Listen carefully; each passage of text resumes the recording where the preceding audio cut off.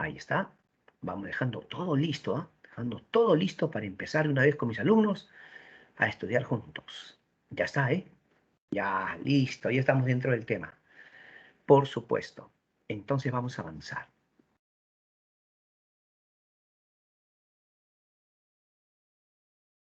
Historia del Perú. Hoy día nos corresponde analizar de las culturas preincas el segundo horizonte y también el llamado intermedio tardío. ¿Ya? Segundo horizonte e intermedio tardío. Hablemos de Tiahuanaco. Tiahuanaco es una cultura altiplánica, una cultura propia de la meseta del Collao, ¿no? Una cultura que abarcó territorio boliviano, el sur peruano y parte de Chile, ¿no? En todo caso, la parte norte de Chile. ¿Sabías tú que Tiahuanaco es una palabra puquina? Y en la lengua puquina, Tiahuanaco significa siéntate guanaco. ¿Sabías eso? La palabra Tiahuanaco significa siéntate guanaco. Pero esa lengua no es aymara. Un detalle muy importante para todos ustedes. Los tiahuanaco y los aymaras son culturas diferentes. No es lo mismo, ¿de acuerdo? Jovencito de repente me dice, pero profe, ¿por qué en Puno mucha gente habla aymara? Ah, es que los aymaras son posteriores a los tiahuanaco. De eso ya hablaremos, ¿de acuerdo?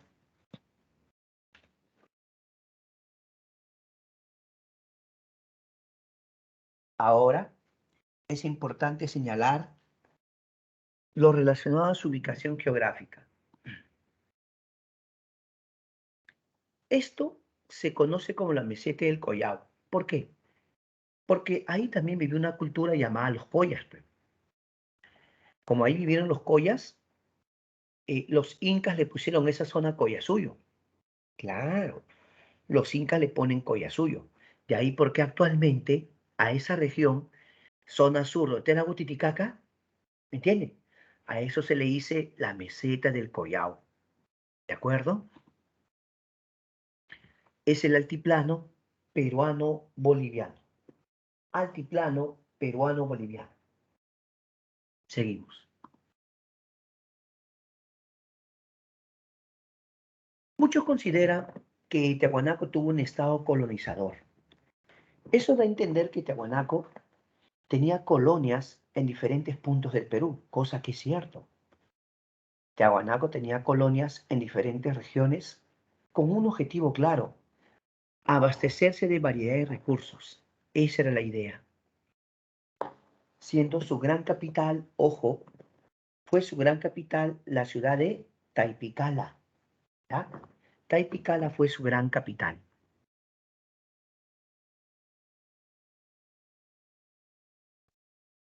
Pero hablar de Tiahuanaco necesariamente debemos hablar de su economía. Y este es un punto que normalmente viene en los exámenes de admisión. Tiahuanaco tenía una economía agrícola de altura, pero escúchame por favor. Tiahuanaco tenía el llamado control de pisos ecológicos. Si tú observas el dibujo, vas a tener idea de lo que es esto. Vamos a ver el dibujo juntos, ¿ya? A ver, puedes fijarte que este es, por decirlo así, un corte, un perfil del territorio peruano, ¿no? Como si me han hecho un pequeño corte. Y tenemos la zona costera, la zona de peces y guano, la zona de costa, la zona de los valles templados, la sierra propiamente, la zona de llamas alpacas y la zona selvática. Perú tiene una gran variedad de recursos, ¿no? Y sobre todo áreas geográficas. A ver, vamos a recordar cuando llevabas el curso de geografía en secundaria, de repente algún profesor te enseñó las 8 regiones naturales del Perú.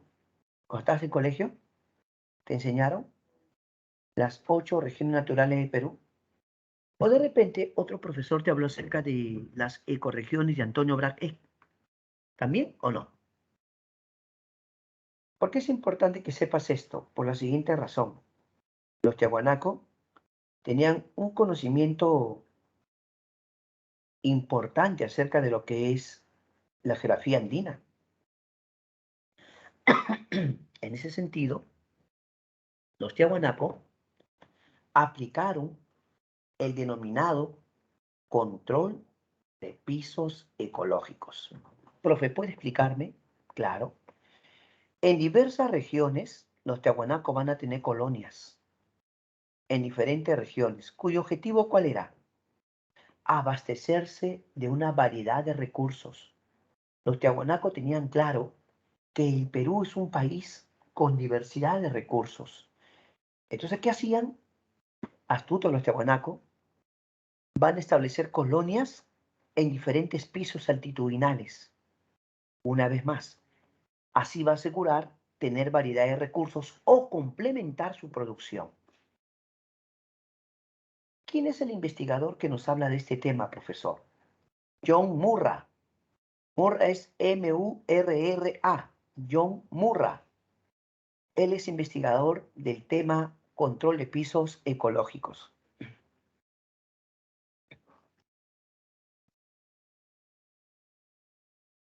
Ahora hablemos de los camellones. Cuando los españoles vieron las chacras elevadas del mundo tiahuanaco, ellos le llamaron camellones porque les daba la impresión que parecían jorobas de camellos. ¿Me entiendes? Le daba la impresión de que parecían jorobas de camellos. De ahí por qué camellones o guaruguaru. Hablemos un poquito acerca de estos camellones. Mira el dibujo para que te des una idea de cómo funcionaban. Los españoles, al verlo, dijeron, parecen joroba de camellos. Pero si te fijas bien, acá hay una persona que está regando, ¿no? Pero estaría regando sobre lo que sería, por decirlo así, la joroba, ¿no? Te das cuenta que, por decirlo así, estoy hablando en sentido figurado, entre joroba y joroba dejaban un espacio grande que lo llenaban con agua. Pero en el día, ¿qué ocurría? En el día la radiación solar es absorbida por el agua. En la noche, ¿qué tiene que pasar? Se tiene que evaporar. Por lo tanto, ellos creaban microclimas. Ojo, creaban microclimas. Así evitaban que se congele por completo eso. Es decir, los tiahuanacos van a vencer a las temperaturas muy frías como las heladas, creando chakras llamados camellones o guaruguaru. Ese sistema les va a permitir termorregular, una termorregulación, porque tú mismo estás observando el dibujo, ¿ah? En el día la radiación solar es absorbida y en la noche empieza a evaporarse. Así, ellos evitaban que su zona de cultivo se congele y por lo tanto tenían siempre alimentos. ¿Ya? No te olvides, ¿ah? Los tiahuanacos crean microclimas. A eso le podemos llamar camellones o guaruguaru.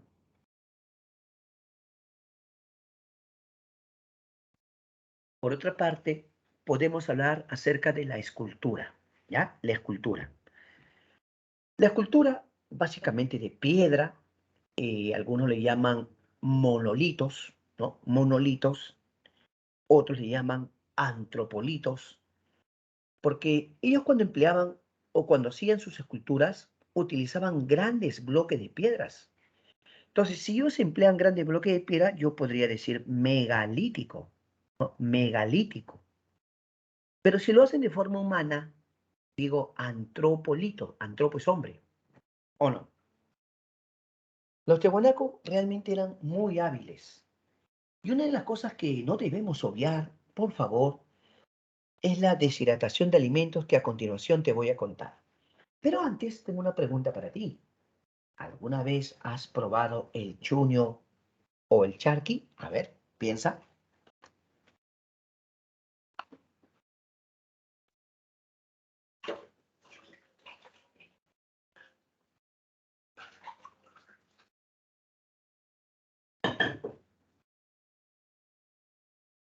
¿Qué dices?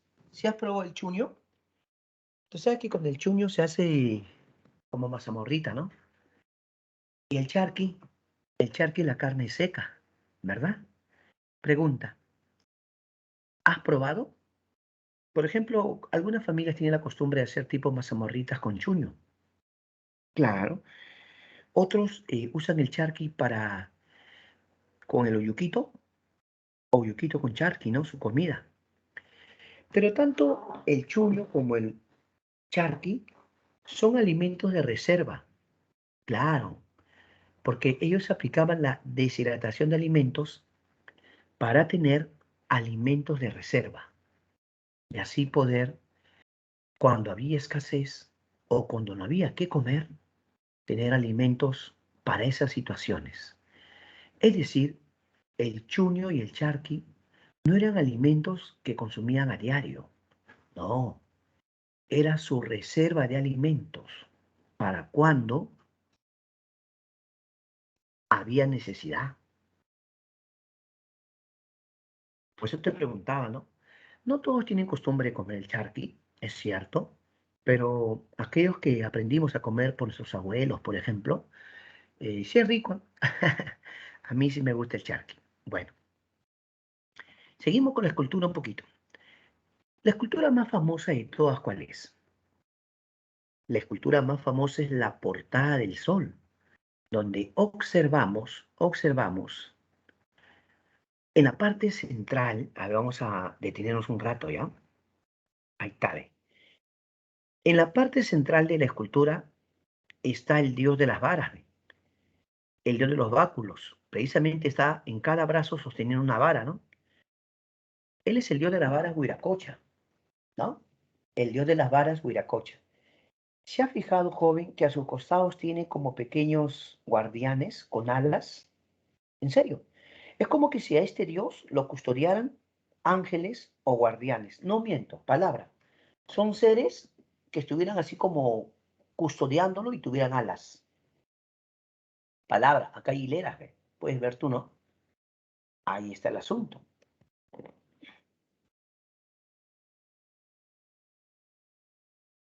Y otras esculturas famosas tuvieron los Tiahuanaco. Por ejemplo, el monolito Ponce, el monolito El Fraile, el monolito Ebenek, ¿no? Monolito Ponce, Fraile, monolito Ebenek, son monolitos importantes, ¿ah? Y en cuanto a su cerámica, ni hablar, una cerámica polícroma, en ese sentido destacan los vasos ceremoniales Quero, ya, los vasos ceremoniales Quero, siempre destacan por el color anaranjado. Es un color que más sobresale en ellos. Pero por favor no confundirse, utilizaban el rojo, el blanco, negro, ¿no? Marrón, pero siempre un poquito que más que resalte el anaranjado en la cultura tiahuanaco, ¿ya? Muy bien. Entonces vamos a recordar un poquito, a ver. Tiahuanaco aplicó el control, algunos le llaman control vertical de estudios ecológicos. Pregunta, ¿en qué consiste eso? Que los tiahuanaco establecen colonias en diferentes regiones o pisos altitudinales para tener variedad de recursos. Segundo, los guaruguaru. Los guaruguaru son chacras elevadas, profesor. Son chacras en las alturas que les permiten crear microclimas y así poder conservar sus alimentos. Muy bien.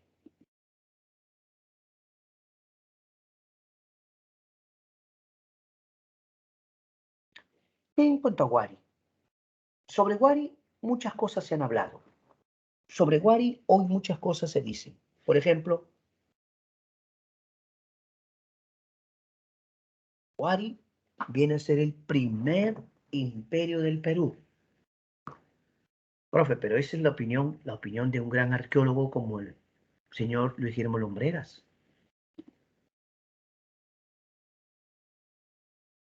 Wari es una cultura de Ayacucho por excelencia.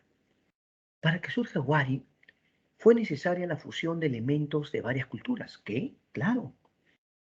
Mira, algunos al segundo horizonte le dicen horizonte medio, pero otros también le dicen segunda síntesis panandina. ¿Sabías que incluso algunos le llaman al segundo horizonte periodo fusional? ¿En serio? Algunos al segundo horizonte le llaman periodo fusional. ¿Por qué? Porque para que surja Wari fue necesaria la fusión de la cultura Huarpa, Nazca y Tiahuanaco. Franco, no les miento. Para que surja la cultura Wari, fue necesaria la fusión de tres culturas importantes. Profe, repítame. Huarpa de Ayacucho, Nazca de Ica y Tiahuanaco de Puno, claro. Wari es la fusión cultural de esas tres culturas. ¿Qué le puede haber aportado Huarpa? Huarpa le aporta primero la tierra, que es Ayacucho, porque Huarpa es ayacuchano, y Huarpa tenía andenes. ¿Sabías tú eso? ¿Qué? Huarpa ya tenía andenes. Eso le aporta Huarpa, ¿ya? ¿Y qué le aporta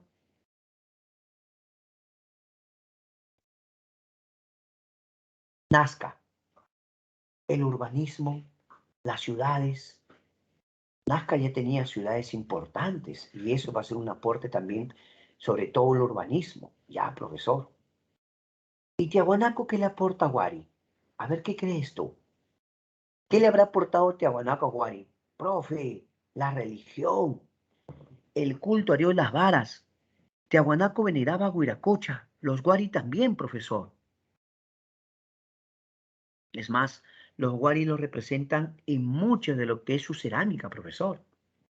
Muy bien, ya, sigamos. Su gran capital fue Viñaque, o también llamado Wari.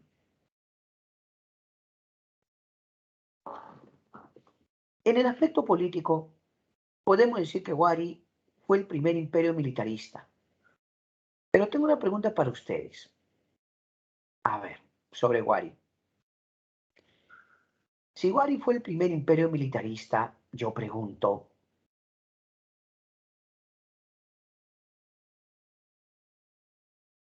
¿quién sostiene que Wari fue un imperio? ¿Y por qué es imperio? Bueno, quien sostiene que Wari fue un imperio es el gran arqueólogo Luis Guillermo Lumbreras. ¿Ya? ¿Y qué no hace imperio, profesor? ¿Usted me puede dar una pequeña definición de lo que es un imperio? Bueno, en términos políticos militares, un imperio es un reino que conquista a otros reinos. Repito, un imperio es un reino que conquista a otros reinos.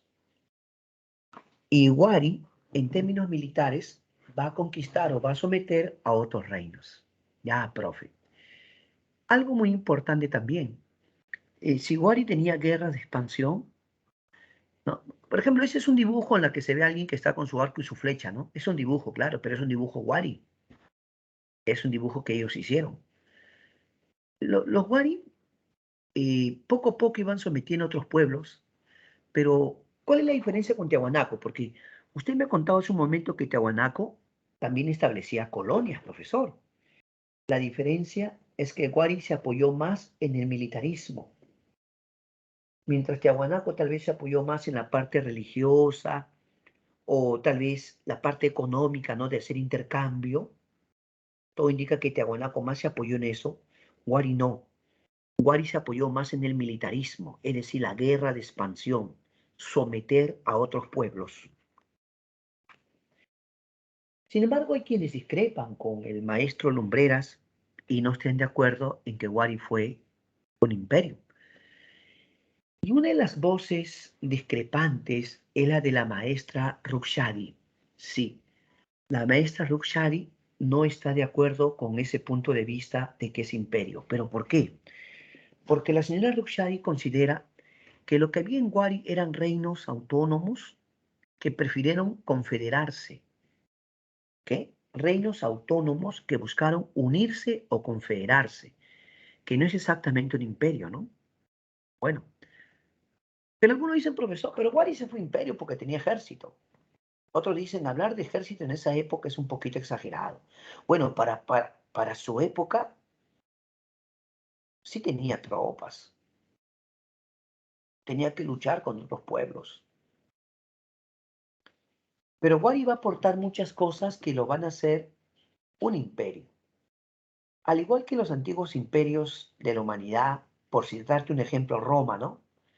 Roma cada vez que conquistaba a un pueblo, edificaba ciudades, ¿o no? Y Wari hacía algo parecido. Roma, cuando sometía a un pueblo, le cobraba tributos, le cobraba impuestos. Wari hacía algo parecido. Los romanos hicieron caminos por todo lado. Los Wari también empezaron a hacer caminos. A lo que yo quiero llegar es que los imperios normalmente tienen algunos detalles que te hacen ver que no es una cultura ordinaria. Y Wari tuvo muchas de esas cosas. ¿De acuerdo?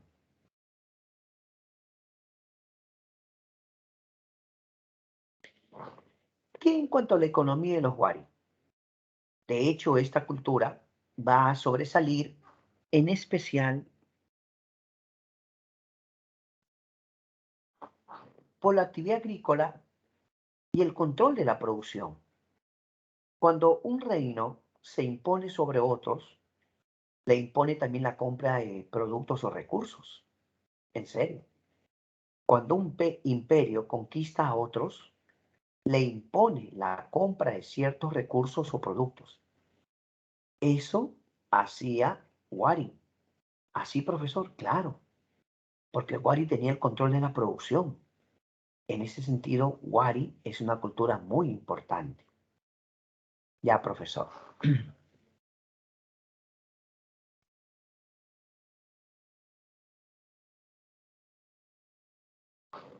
¿Cuál es tal vez el más grande aporte de los Wari? Si yo tuviera que escoger, señalar un aporte Wari, ¿cuál escogería? La respuesta es el urbanismo o la planificación urbana. Quiero que observe ese mapa o vamos a detenernos porque vale la pena. En este mapa yo observo cómo Wari, que va a ser la gran capital, ¿no? Viñaque o Wari, ¿ves estos puntos rojos que hay en el mapa? ¿Qué representan? Principales centros administrativos, dice, ¿sí o no? Los diversos puntos rojos que hay representan centros administrativos de la cultura Wari.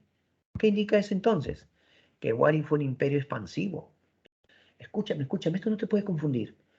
Wari tenía ciudades cabezas de región. En cada región había una ciudad importante Wari.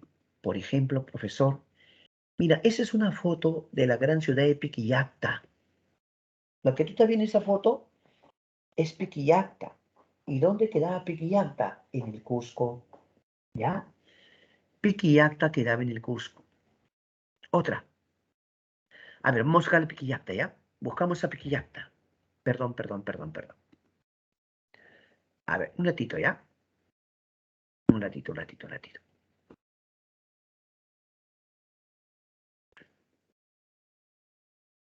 Ya, no hay problema. Continuamos nomás, continuamos. Ya está.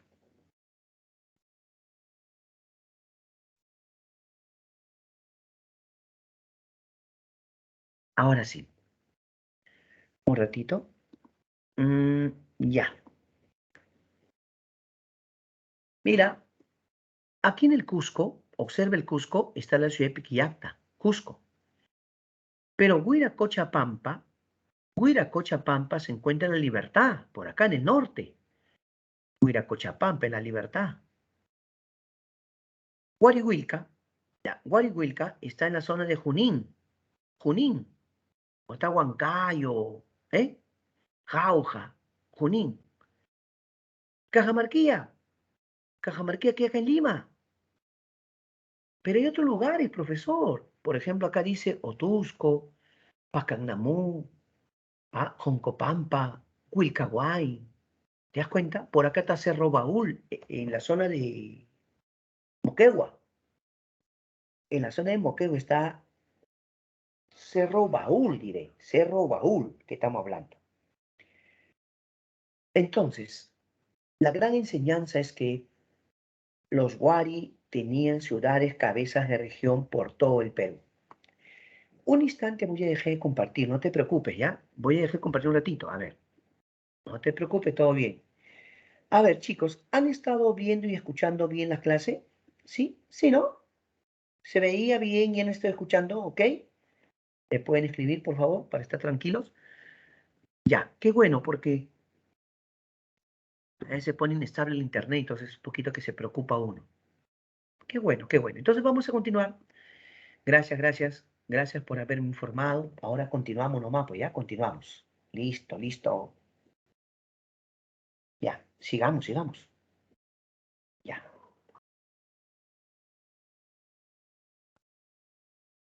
Te decía que Piquillacta, Huiracocha-Pampa, Guarihuilca, Cajamarque y otros fueron ciudades cabeza de región de agricultura de Guari, pues.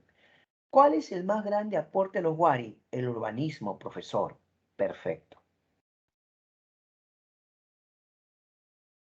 ¿Qué otros aportes podemos señalar? Por ejemplo, ahí puedes ver los quipus, ¿no? A ver, joven.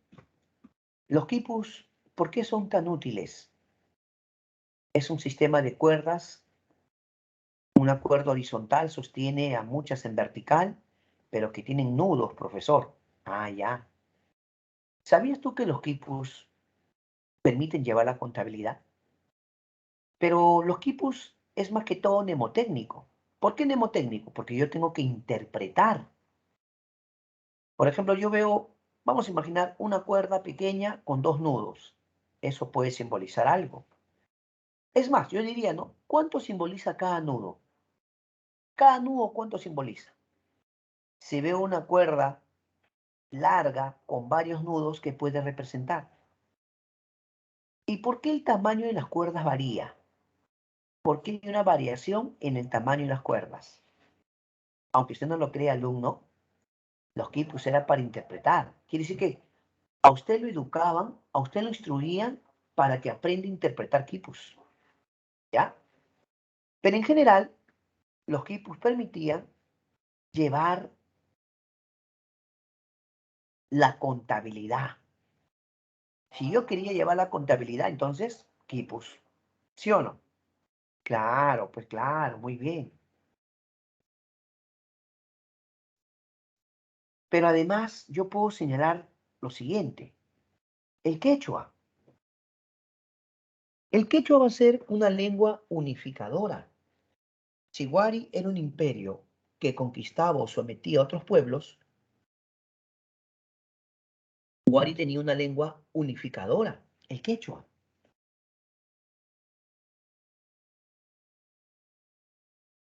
El llamado quechua o runa simi va a ser una lengua importante. Ahora, hablemos un poquito de los llamados andenes. Creo que te comenté que los andenes eran propios ya de los Huarpa. Los andenes no son creación ni invento Wari. Pero lo que sí hay que reconocer es que como los Wari fueron un imperio, los Wari lo van a expandir a diversos puntos del Perú. ¿Me entiendes? Listo. Por otro lado, queremos señalar el culto al dios Huiracocha, pero antes, hablemos los caminos. Estamos obviando los caminos. ¿Sabías tú que grandes caminos fueron realizados por los Wari? Y hay dos razones por las que podría, o sea, ¿por qué Wari se preocupó por hacer tantos caminos? Podría decir alguien, ¿no? ¿A qué se debe que Wari hacía caminos? Lo que pasa es que los Wari tenían comercio y además tenían soldados o tropas que tenían que desplazarse con rapidez y velocidad. De hecho, los caminos iban a ser de gran ayuda, ¿o no? Muy bien, correcto. Veamos ahora esto del culto Huiracocha. Si los Tiahuanaco veneraron al dios de las varas, Huiracocha, los Wari más todavía. Ahora, solo es un comentario, ¿eh? ¿Sabías que en la cultura tiahuanaco algunos al dios Huiracocha le llaman dios llorón? Al dios tiahuanaco, Huiracocha, algunos le llaman dios llorón, porque dice que cuando tú ves la escultura de la portada del sol, cuando ves la escultura, te acercas, aparentemente te están saliendo lágrimas. aparentemente. Pero algunos dicen, no, no son lágrimas, porque también salen de otras partes de la frente. Entonces, si sale de otras partes de la frente, eso no puede ser lágrimas, pero más parece sudor. Bueno,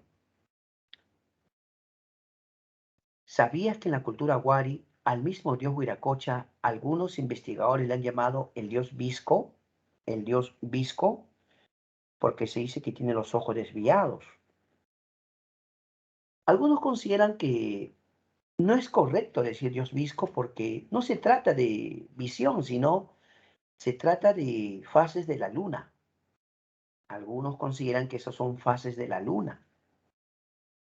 ¿Qué te parece? O sea, son opiniones diversas, ¿no? Con respecto al dios Huiracocha. Pero mira, toda cultura que es un imperio tiene elementos unificadores. Y Wari tenía elementos unificadores. Por ejemplo, quipus, quechua, andenes, caminos y el culto a Huiracocha. ¿Qué cosas nos evidencian eso? Que los Wari ya tenían cierto control sobre el mundo andino, ¿no? Para imponer alguna de sus, digamos, costumbres, creencias, prácticas. Muy bien. Entonces, el segundo horizonte o horizonte medio tiene como representantes a Tiahuanaco y Wari. A continuación, pasamos al denominado intermedio tardío, específicamente la cultura Sicán, ¿sí o no? Claro, ya estamos en el intermedio tardío. Si a mí me preguntan, ¿qué cultura del intermedio tardío debo destacar o señalar? En primer lugar, Sicán. Sicán, claro. No es la única, profe. Pero, profe, antes que usted continúe, ¿me pudiera decir cultura del intermedio tardío? ¿Podría decirme, claro? Por ejemplo, profesor, a ver, un instante. Dejo de compartir un instante, ¿ya? Solo un instante nomás, no te preocupes. Te voy a seguir comentando. Quiero agregar un puntito importante aquí nomás, ¿ya? Quiero agregar un puntito, por eso es que lo voy a poner un poquito más abajo. A ver, primero, en el intermedio tardío, ¿qué cultura surge? En el intermedio tardío está la cultura chimú, la cultura sicán, la cultura chincha, la cultura chanca, la cultura aymara y muchas otras culturas, ¿sí o no? Claro, ya. Dame un instante, por favor. Ahorita lo vamos a poner para que quede muy bien para todos, ¿ya?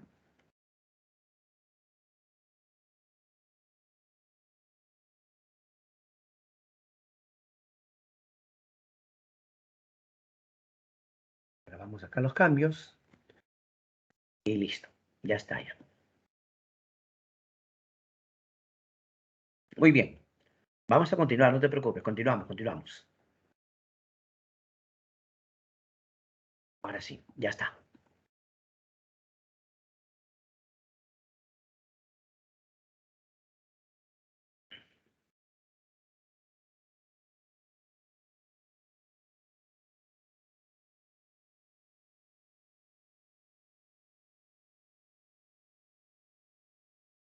Ya está. Mira, en el intermedio tardío tenemos culturas importantes como Sicán, Chimú, Chincha, Chancas, Aymaras, Chachapoyas. El intermedio tardío es una etapa en la cual va a haber diversidad cultural, diversificación cultural. Algunos, como el señor Lumbreras, a este periodo le llaman los estados regionales, ¿ya? Los estados regionales. Ahora sí, concentrémonos en Sicán. Sicán es una cultura que se va a desarrollar en Lambayeque. La cultura Sicán es una cultura de Lambayeque. Mire el mapa, por favor, un instante. Observe el mapa. En el mapa puede ver usted lugares tan importantes como, por ejemplo, Batán Grande. ¿Ubicas Batán Grande? Además de Batán Grande está Tucumé. Pero no solamente Tucumé, está Apurlec, Lambayeque, Chiclayo, ¿no? Pero escúcheme. Ríos famosos. A ver, esa zona geográficamente es una zona irrigada por los ríos Jequetepeque, ahí está el famoso río Jequetepeque, el río Lambayeque, el río La Leche. Esos ríos son netamente ríos de la zona de Lambayeque, pues, ¿ya? Por lo tanto, las grandes ciudades Guari, Batán Grande y Tucumán, ¿qué ríos o qué valles famosos caracterizaron a la cultura Sicán? El río Jequetepeque, el río Lambayeque y el río La Leche. Sin embargo, hay un arte en la que Sicán sobresalió. ¿Cuál es ese arte? Puedo decir la metalurgia o la orfebrería. En ese sentido, ellos eran muy buenos haciendo aleaciones. Claro. Ya en el antiguo Perú, las culturas hacían aleaciones. Desde Vicus, Mochica, Sicán, Chimú. Combinaban el oro con el cobre, el oro con la plata. Esas son aleaciones. Según los mitos, ya, son mitos, se dice que el dios Nailán vino por el mar en grandes balsas. Sí cuentan, los antiguos peruanos dicen que su dios llamado Nailán vino navegando en grandes balsas con su séquito real. Como los Sicán fueron muy buenos representando máscaras funerarias, tumis, vasos funerarios, a ellos se les considera los mejores orfebres. Cuando usted observe el tumi, obsérvelo por favor, en realidad, joven, tumi vendría a ser la parte de abajo del cuchillo. La parte inferior, el cuchillo es el tumi, ¿sí o no? Pero el personaje que está representado en la parte superior, ¿quién es? Este personaje que usted ve representado en la parte superior, según la mitología de los Sicán, vendría a ser su dios llamado Nailán. ¿Sí? Según la mitología, él es el dios Nailán. Quiero que le vea sus ojos. Sus ojos pareciera que tienen alas. Y si tú no me crees, es un personaje cuyas manos están aquí, puedes ver sus manos, pero al costado ves como alas o no. Observa bien, ¿ah? Aquí están sus brazos, sus manos, y al costado tiene como alas. ¿O no? Es que la creencia o mitología era que los dioses, como el dios Nailán, podrían ser dioses voladores. Es mitología, profe, claro, es mitología. ¿Qué te parece? Entonces no te olvides, ¿ah? El Tumi es básicamente de la cultura Sicán. Si a ti te preguntan, a ver, ¿quiénes fueron los más grandes surferes del Perú prehispánico? La respuesta es Sicán. Profe, para mí me habían dicho Chimú. Espérate, que ahora te voy a explicar. Un poco de paciencia. En cuanto a su arquitectura, destaca Batán Grande. Ahí puedes ver, ¿no? Y Tucumán. Son lugares maravillosos. Pero, ahora sí, para que me entiendas un poco mejor. Sicán y Lambayeque, ¿sí o no? Ya. Chimú era la libertad. Son vecinos, pues. ¿O no? Sicán Lambayeque y Chimú la libertad. Son vecinos. La pregunta es, ¿qué va a pasar? Tanto Chimú como Sicán convivían o coexistieron, pero de repente los Chimú fueron creciendo, fortaleciéndose, se hacían más fuertes y con el tiempo dicen que la cultura Chimú ya va a expandirse y va a anexar a la cultura Sicán con el paso del tiempo. Muchos dicen que la orfebrería de Chimú es muy buena, es excelente por influencia de Sicán, por supuesto. Ahí tenemos a Chimú, una cultura principalmente de la libertad. ¿Está bien?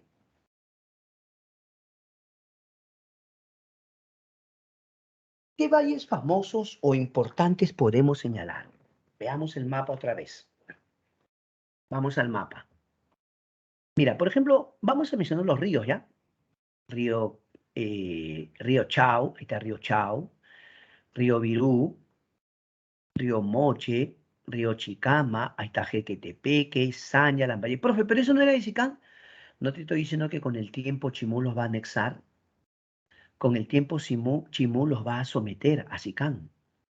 ¿Qué lugares importantes? Puedes ver acá un lugar llamado Tomeque, Chanchan, que fue la gran capital, ojo, Chanchan fue la gran capital, Huacadragón, Talambo, Pacacnamú, Saltur, Huacachotuna, Zipán, Purgatorio, Apurlé. Profe, pero eso antes fue de Mochica, pues, antes, ya para este momento ya no había cultura mochica, pues. Podemos decir que los chimús son los grandes descendientes, podemos decir algo así, claro. No te olvides, la gran capital era Chanchan. En el aspecto político, todo indica que fue un estado teocrático militarista, ¿no? Fue un estado teocrático militarista. Se dice que al rey de los Chimú le decían Chimu Capac, ¿ya? Al rey de los Chimú le decían Chimu Capac. Es probable que también ellos, como estado teocrático militarista, hayan tenido algunos pequeños reinos autónomos, ¿no? O independientes. Algo así como sus ancestros los Mochica. Pero cuentan que llegó un momento en que Chimú creció tanto con su rey Minchancaman, ¿ya? Su rey Minchancaman. Y Minchancaman es el que va a empezar la gran expansión, pues. Mira, se dice que ellos absorben a los Icán, pero también sabías que se dice que vinieron hasta Lima. ¿Qué? ¿En serio? Se dice que la cultura Chimú incluso llegó hasta Lima. Y Chimú estuvo presente por la zona de Caraballo. ¿Qué? ¿En serio? ¿Hasta ahí llegaron? Las evidencias son innegables. Hay huacas con restos Chimú. Esas llamadas huacas son la prueba de que la cultura Chimú estuvo por ahí. Porque este fue un estado teocrático militarista que también empezó a expandirse. Sin embargo, algo muy importante de la cultura Chimú es su economía. En la parte económica tenían unas chacras hundidas llamadas huachaques. Puede ver la fotografía y puede usted observar en la parte de acá, la parte superior, esto vendría a ser la superficie, ¿sí o no? Si esto es la superficie, la chacra está por debajo de la superficie. No miento, mira, si esta es la superficie, la chacra está por debajo de la superficie. De ahí por qué le llamaban huachaques o chacras hundidas. Se dice que para obtener agua, para poder regar, irrigarlo, necesitaban llegar hasta la napa freática, prácticamente la parte ya casi del subsuelo, ¿sí o no? Para sacar agua. ¿Y por qué necesitaban abundante agua para ese campo de cultivo? ¿Y por qué tenía que estar hundido? Es que ahí sembraban la totora, por ejemplo, que requería abundante agua. ¿Ya? Muy bien.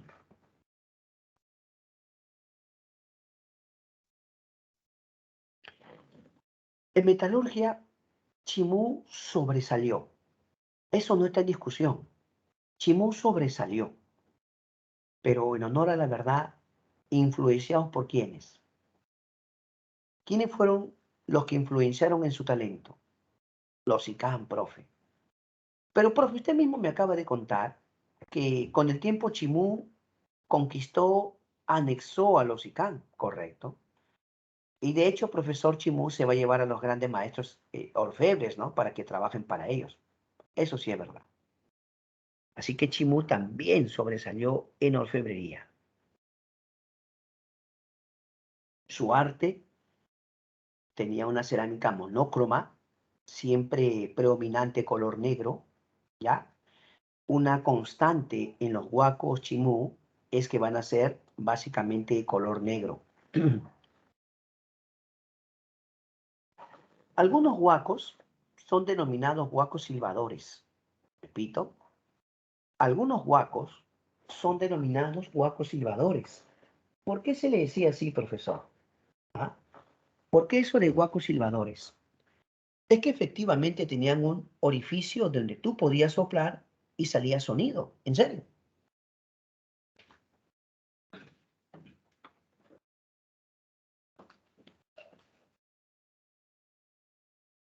¿Ya? Muy bien. Entonces, los llamados cuacos silbadores.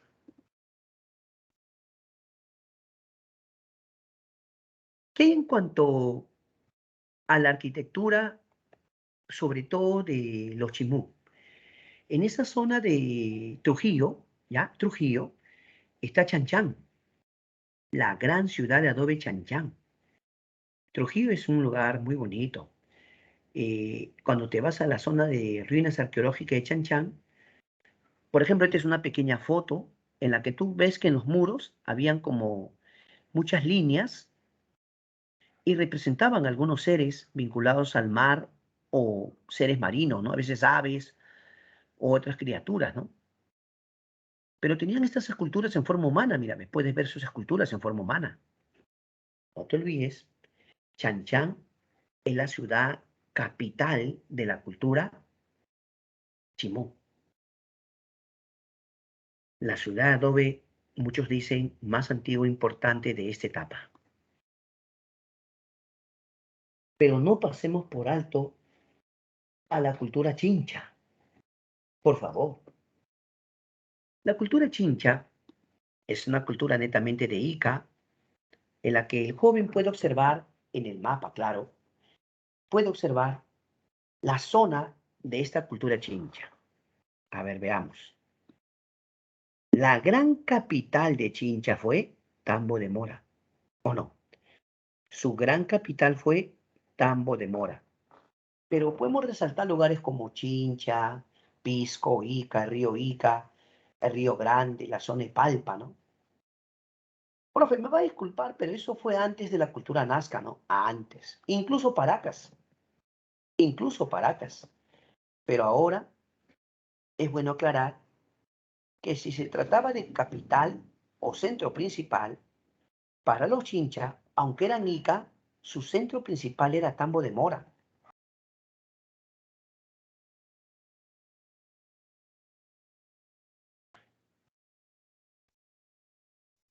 Un detalle muy importante tiene que ver con su comercio.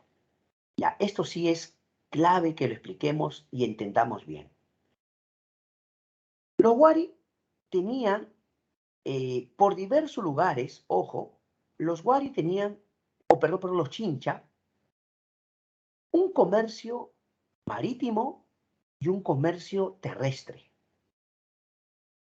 El comercio más importante era el marítimo. Como tú ves en ese dibujo, tenían balsas con los cuales navegaban hasta la parte norte. Mira, si ellos eran Ica, ¿sí o no? Son Ica, se iban hasta el norte de Ecuador.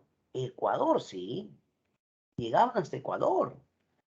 ¿Por qué traían? Puedes observar ahí en la fotografía, traían el espondilus o esa concha marina que también acá en el Perú se le llamaba muyu. En el antiguo Perú le decían muyu. Pero ¿qué cosa es? Bueno, su nombre científico es espondylus. Son conchas marinas, ¿no, profe? Claro. La presencia de el muyu en nuestras costas podría ser el anuncio de la llegada del fenómeno del niño. En serio, la llegada del fenómeno del niño. Por otra parte, no puedes pasar por alto, no puedes obviar el hecho de que en su religiosidad, en sus creencias, ellos pensaban que una forma de tener contento a los dioses era dándole un manjar. Los dioses querían un manjar. Y en el antiguo Perú creían que cada vez que tú hacías tus ofrendas a los dioses, debías poner muyo. Hacías sacrificios, ofrendas, ponle muyo, porque ese es el manjar de los dioses. Ya, pero esa es la parte religiosa, profe. En la parte científica, hábleme la parte científica. Ya, a ver, normalmente el muyu vive en aguas cálidas de Ecuador. No vive en el mar peruano, que es un mar frío. Por eso los chinchas tenían que irse hasta el norte a traerlo. Pero si lo normal es que ese muyu viva en las aguas cálidas de Ecuador. ¿Qué puedo pensar yo si de repente aparece muyu en estas aguas, en el Perú? Que estaba siendo arrastrada por las corrientes del norte. Aguas cálidas venían hacia el sur. Ya que, amigo, ese es el fenómeno del niño. Ya sabes tú los efectos del fenómeno del niño, ¿sí o no? Que lluvias torrenciales, que inundaciones. Por eso el antiguo peruano sabía que el muyu era un bioindicador térmico de lo que se venía. Porque si ellos encontraban muyu en nuestras costas, ellos decían, esto está siendo arrastrado del norte hacia el sur.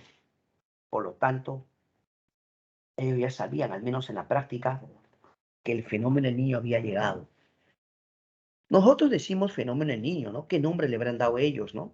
De repente algún día lo sepamos. Bueno, ya está. El arte por excelencia de los Chincha era la xilografía. Estoy olvidando el comercio terrestre, por favor, por favor.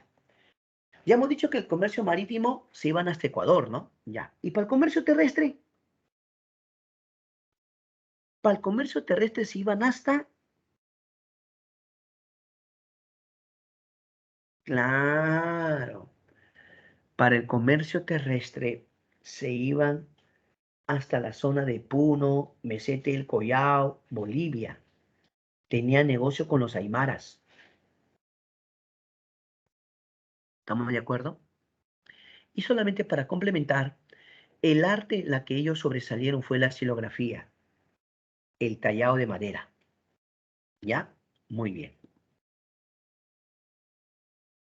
A través de la historia peruana, ha habido también otras culturas muy importantes. Tal vez no podamos entrar en detalles, pero sí al menos debe saber usted que la cultura de Chachapoyas es una cultura de Amazonas, selváticos, ¿o no? Cuya gran capital fue Cuelac. ¿Ha escuchado usted hablar de la ciudad de Cuelac? Otras ciudades importantes como el Gran Pajatén también, ¿no? Claro. Una costumbre de los chachapoyas, que son selváticos, era depositar las momias de sus seres queridos, de sus ancestros, en sarcófagos. Tú ves la foto ahí, ¿no? Esos son sarcófagos. Tiene rostro humano y en el interior depositaban la momia.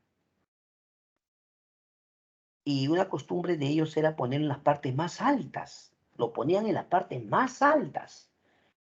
Algunos dicen para estar cerca de sus dioses.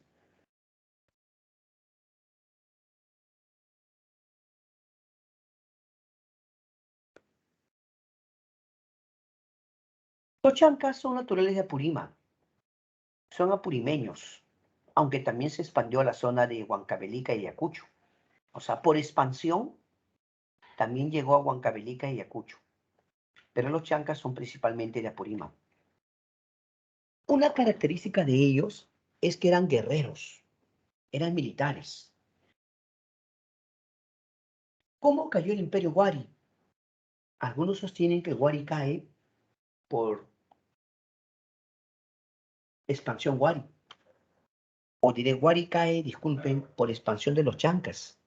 Que cuando los Wari ya estaban en su etapa, digamos, final de decadencia, los chancas estaban en su apogeo. Todo indica que los chancas se van a expandir y van a vencer a los Wari. Pero como los chancas eran un pueblo militarista, un pueblo guerrero, ellos rendían culto al dios Uscovilca. Los chancas se van a enfrentar a los incas. Y esa va a ser una de las peleas más interesantes de la historia del Perú, ¿no? Una de las batallas más importantes es la batalla de Yaguarpampa, en la que los chancas, liderados por Astoy Huaraca, ¿no? Astoy Huaraca y Tomay Huaraca, enfrentaron al famoso Pachacute. Pero la próxima semana les debo hablar de ese tema. Y pasamos ya a los reinos aymaras. Cuando digo reinos aymaras es porque son muchos, siendo los más conocidos los lupacas, los pacajes, ¿no? Los collas. Básicamente abarcaron la zona de Puno y también la zona boliviana. Ellos mandaron construir esas torres funerarias cilíndricas, obsérvalas bien. Son torres funerarias cilíndricas. Como fueron varios reinos aymaras, podemos citar a los lupacas, a los pacajes y los collas. Ellos hacían este tipo de arquitectura en todo caso. Ahí depositaban los restos de sus nobles o ancestros. A ese tipo de construcción se le llama chulpas, ¿verdad? Las chulpas. Pero si los aymara se desarrollaron en Puno y Bolivia, ¿qué significa eso? Que ellos van a derrotar a los descendientes de los tiahuanacos que vivían ahí. Los aymaras se expanden por toda la meseta del Collao y prácticamente van a acabar con los descendientes de los tiahuanacos. ¿Te das cuenta? Ellos son los aymaras los que van a expandirse por toda esa zona. ¿Sí? Muy importante que sepas esto. No olvides, los aymaras son lupacas, collas y pacajes. Un pueblo también dedicado al pastoreo y la ganadería de camélidos. Muy bien, hasta aquí la parte teórica, ¿ya? Hasta aquí la teoría. Ahora vamos a pedirle a mis queridos amigos, por favor, que puedan dar su examen, ¿ya? El examen que solemos dar para poner en práctica lo que hemos aprendido en clase hoy. Así que a partir de este momento, quisiera pedirte, por favor, que dirijas tu atención a tu examen y ya lo puedas dar. Vamos, te invito a hacerlo, por favor. Busca tu examen y ya lo puedes dar. ¿Ya lo ubicaste? ¿Listo? A ver, ¿quién encontró? A dar su examen, por favor, a dar su examen.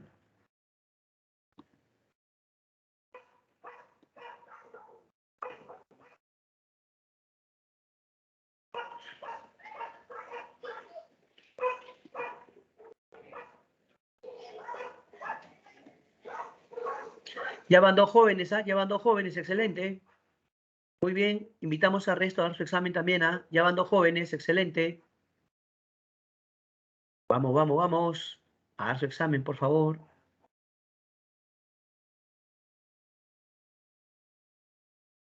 Ya van cinco jóvenes, ya van cinco. Excelente. Vamos, vamos. Todos pueden, todos pueden. Ya van seis. Y ahí va aumentando, va aumentando.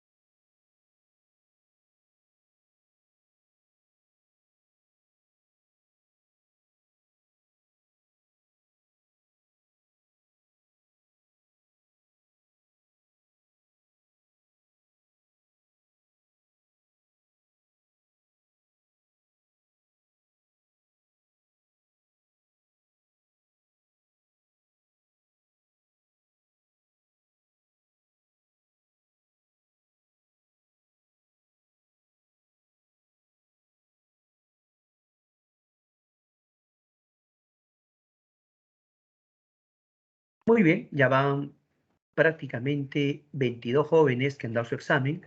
Aunque quedan 4 minutos para que ustedes continúen.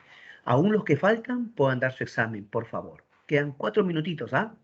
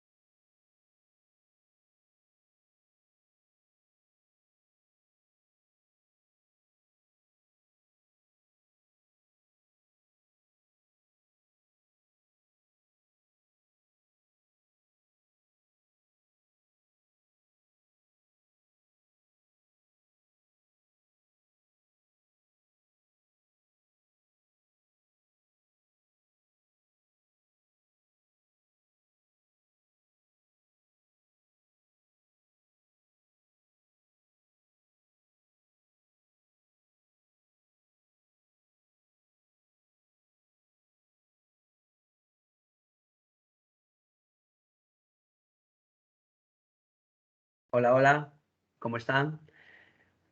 Muy bien, queremos felicitarlos porque la mayoría ha dado su examen, demostrando así que están listos para participar. Ahora vamos a continuar practicando, ¿qué les parece? Empieza el momento de practicar. Vamos a compartir para continuar con el momento de practicar. Ahí va, ya estamos, ¿ah? Listo. Momento de practicar. Pregunta 1, por favor. Pregunta 1. Vamos, vamos.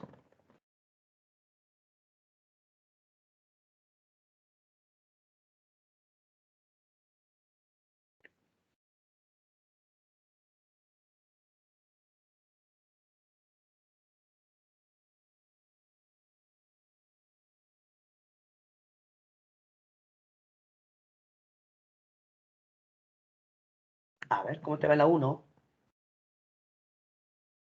En la última parte de la lectura dice, señale las características de la economía tiahuanaco.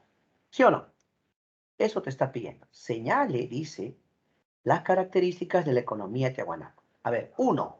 Expansión de la galería costeña. Galería costeña tiahuanaco. No, pues, profe. Nada, la 1, chao. 2. Control vertical de ecológico. Sí. La 2, perfecto. 3. Desarrollo de los guaruguaru. También. 2, 3, perfecto. 4. Deshidratación y conservación de alimentos. Perfecto. 2, 3, 4. 5. Otra vez. Irrigación de áreas costeñas y desérticas. No, nada. 2, 3, 4. La A, ¿no? Letra A. 2, 3, 4 es la A. Muy bien. Pregunta 2. Pregunta 2. Para obtener recursos de otras regiones, aplicaron la técnica del control de precios ecológicos. ¿Quién? ¿Quién? Tiahuanaco, profe. Excelente. Tiahuanaco. La 2, la D. La 3 te voy a esperar un poquito porque quiero que tú lo hagas. A ver, la 3 tú mismo eres. Vamos, la 3. A trabajar.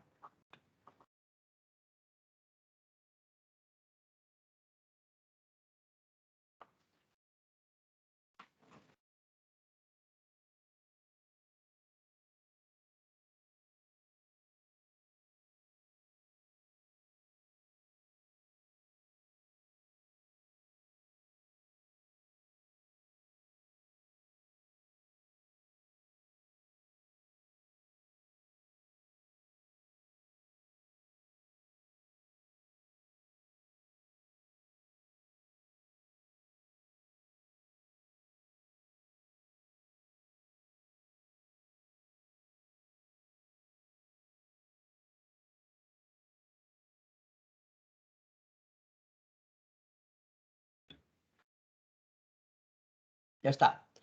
Indica aspectos importantes del horizonte medio. 1. La capital de Tiahuanaco era Viñaque. No. De Tiahuanaco era Taipicala. Falso. ¿Se aplicó el sistema archipiélagos? Eso se refiere al control de ríos ecológicos. Porque cada isla o cada colonia aire es vista como una isla de recursos, en sentido figurado. Entonces, el conjunto de isla, archipiélago.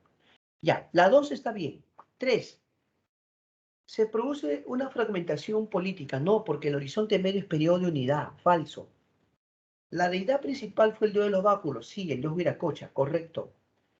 Wari construyó un estado militar, expansivo, colonialista. Sí. Entonces sería 2, 4 y 5. La C. 2, 4 y 5. La C. ¿De acuerdo? Muy bien, muy bien, muy bien. 4. La fusión cultural de War, Panaski y Tiahuanaco originaron la cultura. Acuérdate. La fusión cultural de War, Panaski y Tiahuanaco originaron a la cultura. Vamos, vamos. A la cultura Wari, profesor. La B de bueno. Wari. Muy bien.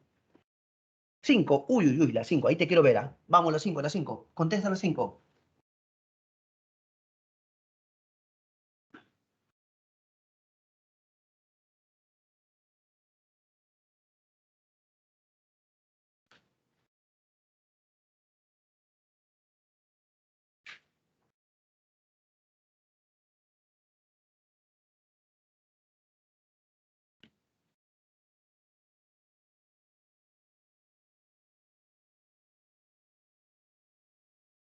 Ya, ¿qué dices? Sobre la cultura Wari, indique las proporciones correctas. Su núcleo estaba en la meseta del Collao. No, eso es Tiahuanaco, falso. Construyen centros administrativos provinciales, sí. Elaboraron la primera red de caminos para la integración de los Andes, ¿verdad? 2 y 3, ¿ah? 2 y 3. ¿Se desarrolla mejor en Feoría? No, ese es Sicán, Chimú, no, no, no. ¿Dinero oculto al río de la Vara? Sí. Mira, 2, 3. 5. La B, profesor, la B de bueno. Excelente, la B de bueno. Otra. El estilo Robles Moco está representado por urnas y cántaros de gran tamaño, brillo y con la famosa cara gollete, que corresponde a la cultura. Bueno, cuando aquí habla del estilo Robles Moco, es un estilo, pues, de cerámica de la cultura Wari. Sí, sí, sí, esa es cultura Wari. Se le llama también cara gollete, ¿ya? La respuesta es Wari, la B de bueno. Vamos a la 7. Sobre el intermedio tardío, señale y son verdadero o falsas las siguientes proposiciones. ¿Qué dices tú? A ver, te espero un poquito, a ver, ya un poquito te espero. Vamos, vamos, te espero un poquito. Vamos, vamos. Número 7.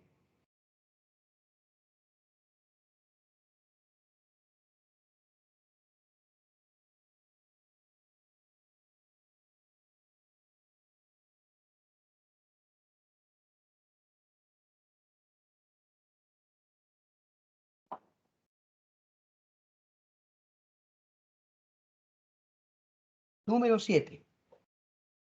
Sobre el intermedio tardío, señale y son verdadero o falsas las siguientes proposiciones. A ver, Luis Guillermo Lumbreras lo denomina estados regionales. Sí. ¿Se le denomina a los constructores de ciudades? También, también, es verdad. Dos verdaderos ya.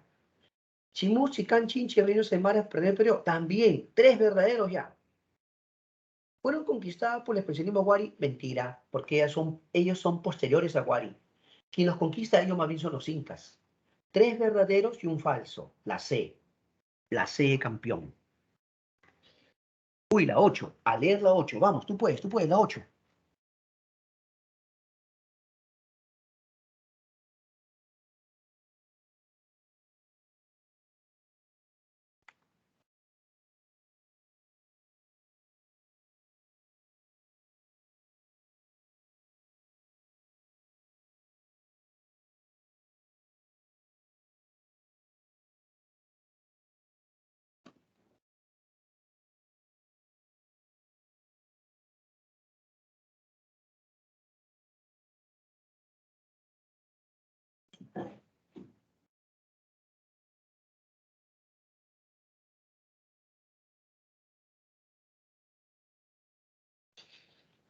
La cultura chimú se desarrolló en toda la costa norte del Perú.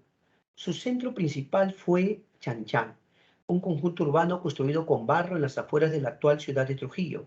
Identifica la característica que corresponda a esta sociedad. ¿Y torres funerarias? No, eso es Aymaras. No, la única es la D. Enfrentaron la falta de agua con canal de irrigación y huachaques, chacras hundidas. Está bien, la D, doctor. La D, doctor. ¿Ya? 9. La cultura chimú logró desarrollar aún más orfebrería gracias al aporte de la cultura. Esa sí sabes. Lúcete. La cultura chimú logró desarrollar aún más su orfebrería gracias al aporte de la cultura. Sicán. La C, campeón. Sicán. Bien, profe.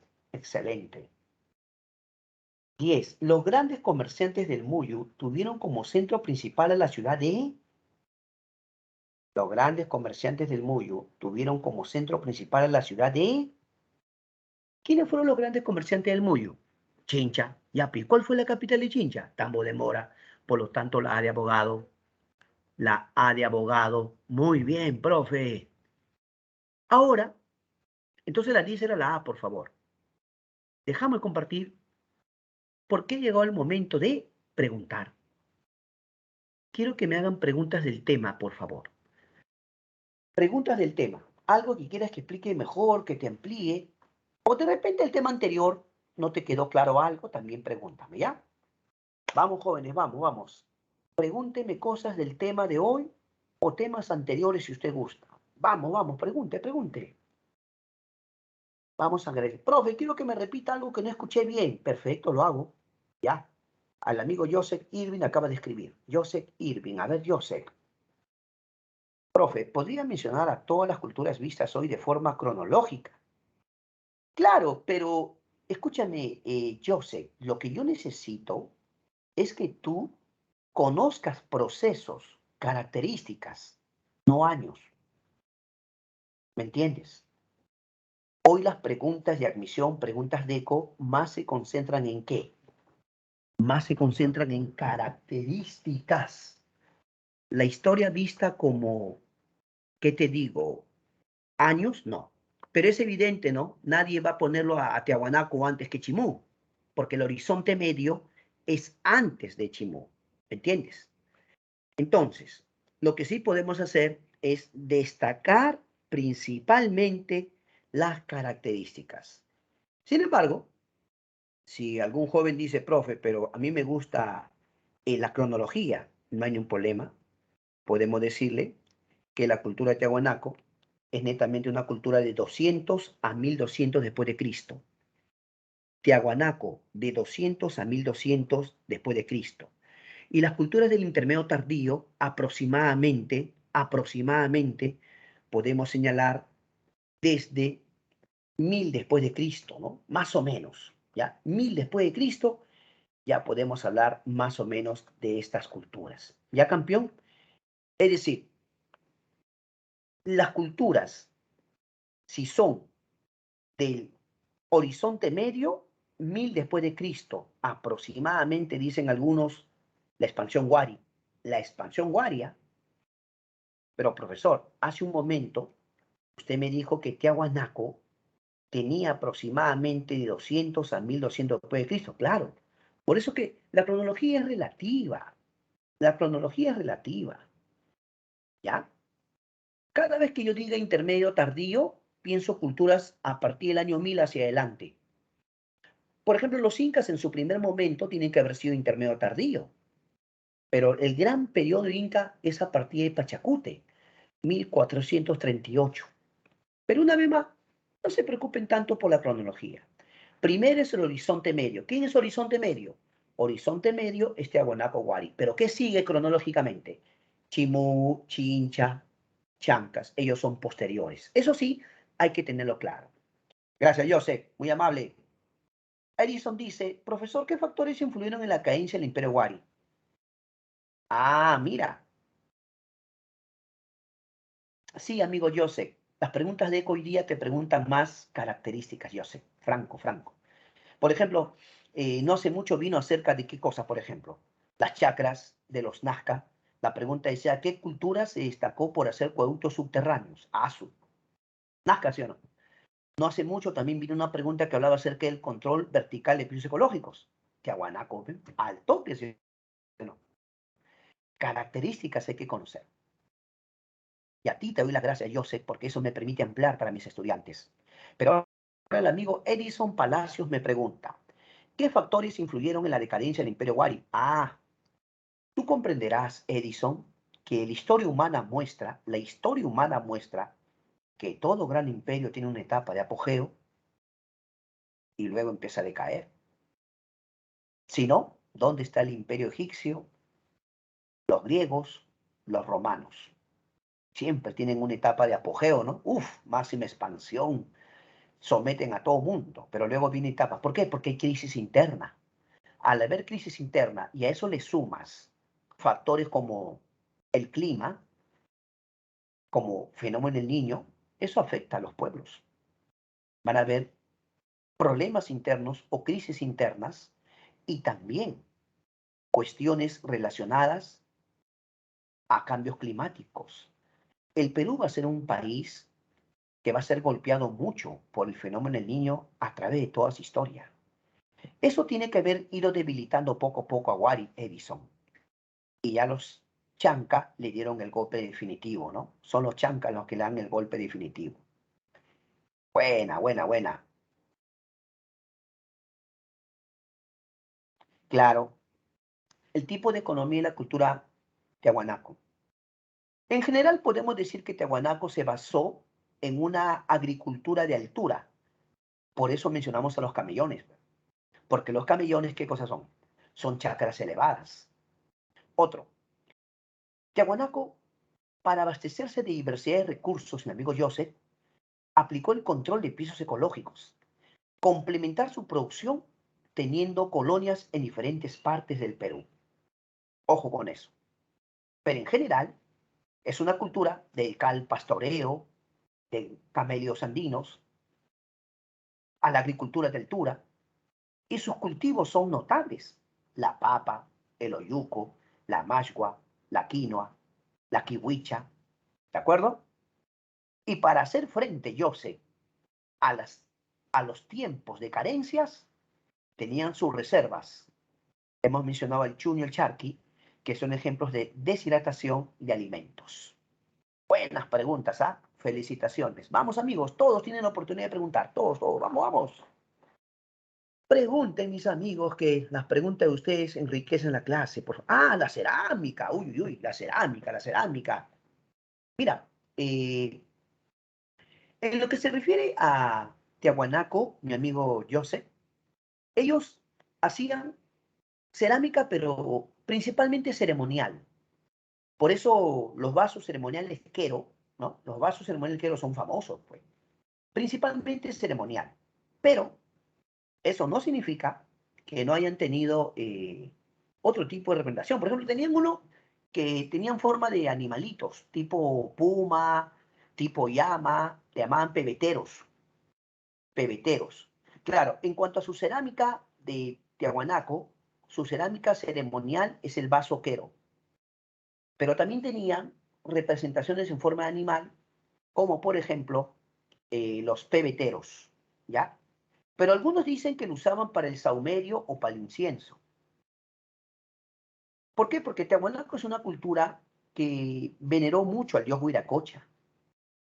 Y algo que sobresale mucho en ellos, mi amigo Joseph, es que representan bastante el color anaranjado, ¿ya? Pero es polícroma, es polícroma. Muy bien, vamos, vamos, vamos. Que sigan las preguntas de los jóvenes, que sigan las preguntas de los jóvenes, por favor. Están muy buenas las preguntas. A ver, a ver, a ver, a ver. Yo les pregunto algo a ustedes también, ¿ya? Por si acaso, a ver. ¿A qué etapa también se le conoce como periodo fusional? Lo mencioné hace un momento. ¿A qué etapa también se le conoce como el periodo fusional? Vamos, ustedes pueden. ¿A qué etapa también se le conoce como el periodo fusional? ¿Quién se acuerda? Al segundo horizonte, también llamado horizonte medio. Muy bien, felicitaciones. Joseph, Edison, Jairo, felicitaciones. Ahora, hace un momento creo que mencioné en una pregunta acerca de que el intermedio tardío también le decían los constructores de ciudades. Claro, también se le dice segunda cinta panandina, correcto. Oye, cuando Lumbrera se refiere al intermedio tardío, lo llama también estados regionales. Pero algunos dicen, a esa etapa también se le puede llamar el periodo de los constructores de ciudades. ¿Por qué? ¿Por qué el periodo de los constructores de ciudades? Porque efectivamente, pues, por ejemplo, Sicán tuvo a Túcume, Batán Grande, Chimú tuvo a Chanchán, Chachapoyas tuvo a Cuela, ¿ves? Entonces casi todas las culturas tuvieron una ciudad importante. Por eso se le conoce, claro, de hecho, pues su urbanismo, ¿no? Definitivamente su urbanismo fue notable. Claro, en ese sentido, ¿no? Pero claro, dependiendo de la cultura, ¿no? Si era una cultura costeña, trabajaba más el adobe, ¿sí o no? Si era una cultura costeña, trabajaba más el adobe.